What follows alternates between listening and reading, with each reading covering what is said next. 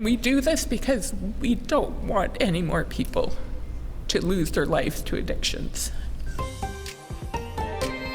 Bienvenue au Vidéojournal. Je me trouve en ce moment au Aboriginal Health and Wellness Center de Winnipeg. Et ce matin, la ministre Bernadette Smith a annoncé que c'est cet organisme autochtone qui va diriger le projet de premier centre de consommation supervisé de la province.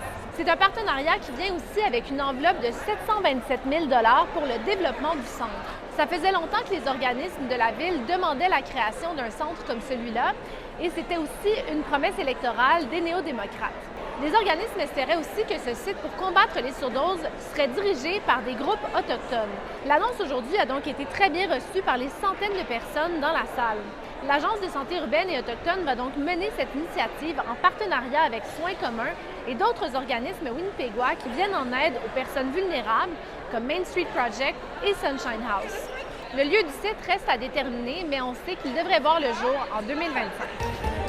Et ailleurs dans l'actualité, on surveille la ville de Flin Flon. Ses résidents sont en état d'alerte en raison d'un feu de forêt non maîtrisé à proximité de la ville.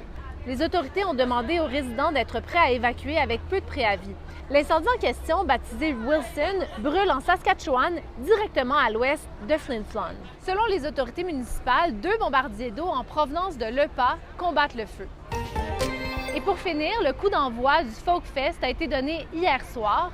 Chaque année, plus de 70 000 personnes se réunissent pour l'événement au parc provincial Birds Hill au nord de Winnipeg. La programmation compte 70 artistes cette année, dont l'artiste inou québécoise Elie Sapi qui montera sur scène à 18h aujourd'hui.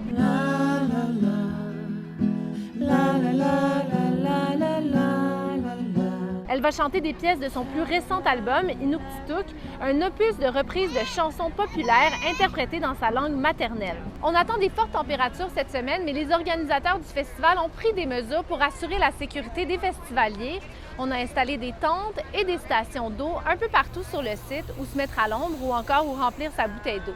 Là-dessus, je vous souhaite une excellente fin de semaine.